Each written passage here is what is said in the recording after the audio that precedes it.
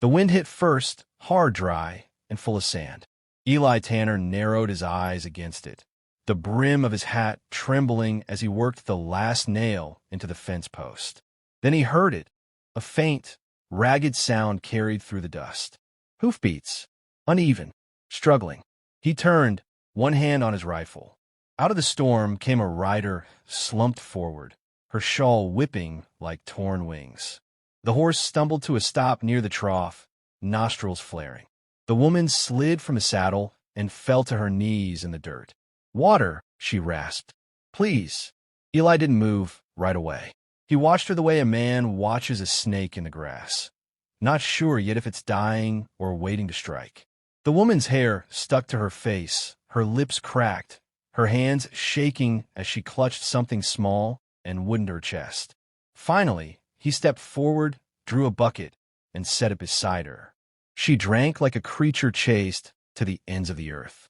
When she finished, she looked up at him, gray eyes hollow but fierce. "I'll work for it," she said. "Chores. Anything."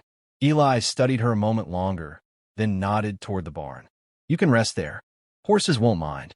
She hesitated, then rose unsteadily and followed. Her boots left shallow prints in the dust, prints that vanished almost as soon as the wind passed. Inside the barn, the air was cooler. She sank onto a pile of hay, clutching that box again. Eli leaned in the doorway, arms crossed. "You got a name?" he asked. "Clara," she murmured. He nodded once, silent. The name hung there between them, heavy as a church bell in fog. Outside, the wind died down.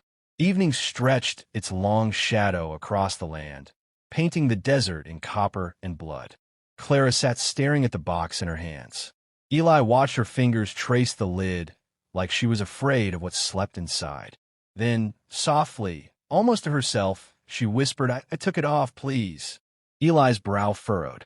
The words were strange, broken by something deeper than fear.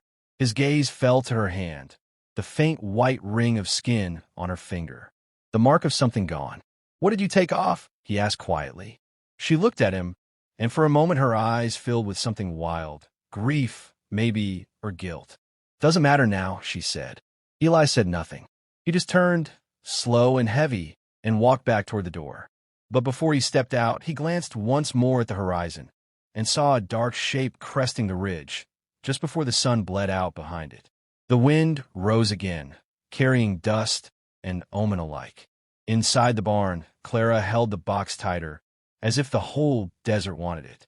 And outside, Eli Tanner's hand found the cold steel of his rifle once more. The hammer fell from Eli's hand with a dull thud. He froze, head tilted toward the open barn door. Out there, past the corral, the wind carried something new. Hoofbeats again, faint and far, like a warning from the hills. He waited. The sound faded. Only the groan of the barn roof answered him. Behind him, Clara stirred. She sat near the lantern, shoulders hunched, a ragged blanket around her. The box sat open beside her boots, catching the orange flicker of light. "Someone followed you," Eli said without turning. Her voice cracked when she answered.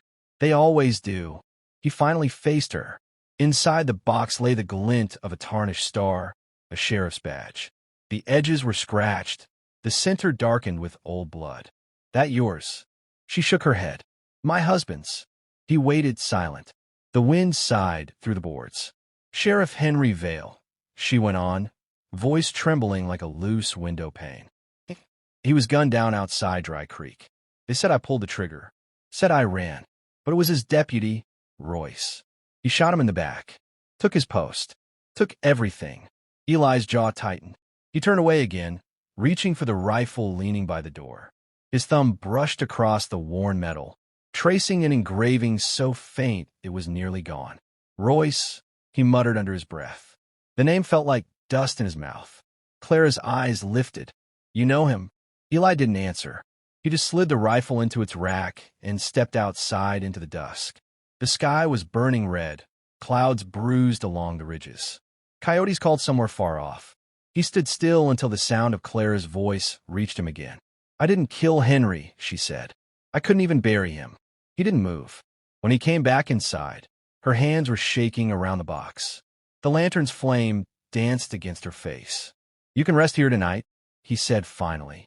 "But if you got men on your trail, I'll know it before you do." Clara nodded, lowering her head. "I don't mean trouble. Trouble don't ask permission," he said. For a long time, neither spoke. Then, faint and metallic sound outside, far down the trail. Horses again. Eli doused the lantern. Darkness fell over the barn. "Stay quiet," he whispered. Through a crack in the wall, moonlight caught movement on the ridge, 3 shapes on horseback. Watching, waiting. Clara's breath quickened. Eli's hand settled on his revolver, old and heavy with rusted memory. The riders didn't come closer. They simply turned and vanished into the dark. But the silence they left behind was worse. Eli stood there long after they were gone, his face unreadable in the dark. Then, softly he said to no one, "Looks like death remembers my name after all." Lightning split the sky in half. The next instant, the front gate exploded open. Eli spun from the window, chambering around as the rain came sideways through the cracks in the wall. Thunder rolled so close it rattled the boards loose. Horses screamed outside. "Get down," he barked. Clara dropped beside the window, clutching the shotgun he'd shoved into her hands. The barrel trembled in her grip. Outside, flashes of movement, shadows between lightning bursts. Then the voice came, deep and sharp through the storm. "Tanner, we know she's in there.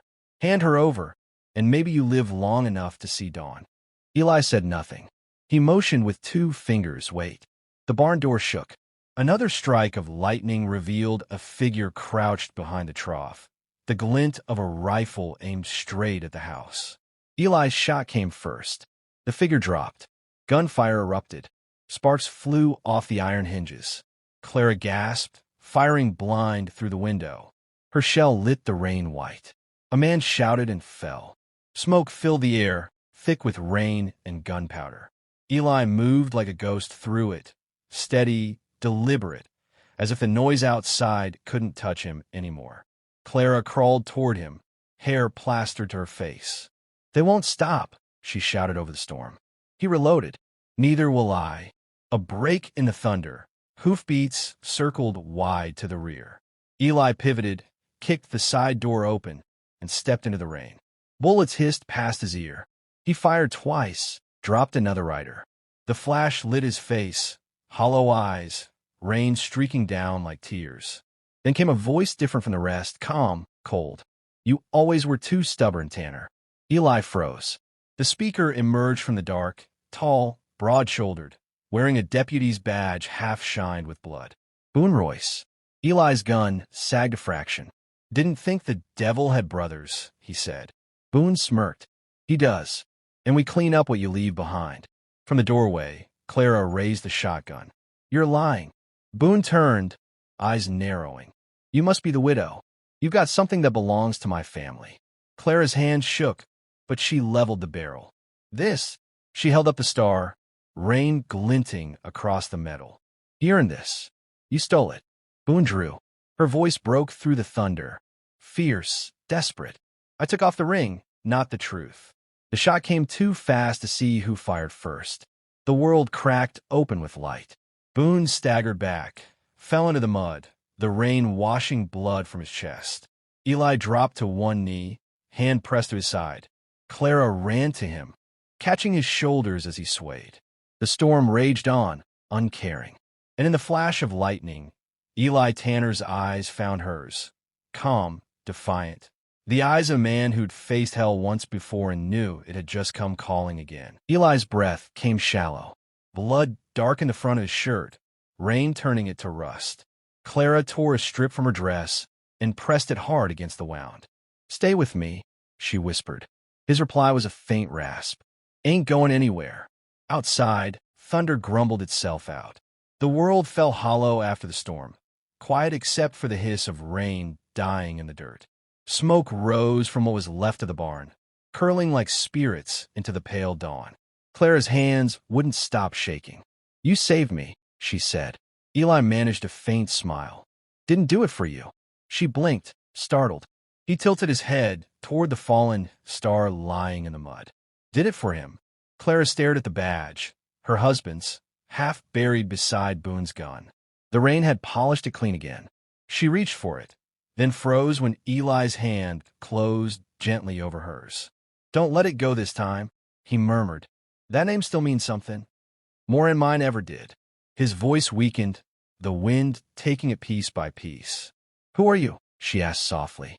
He gave a breath of a laugh, rough, bitter, but with something human still inside it. "Used to be someone folks feared. Gunslinger. Killer. Buried that man years ago. Thought I could keep him dead." Her eyes filled, but she said nothing. Eli's gaze drifted toward the horizon, pale gold breaking over the mesas. "Guess he wasn't finished." The silence stretched. Then, barely audible, "Clara," she leaned close.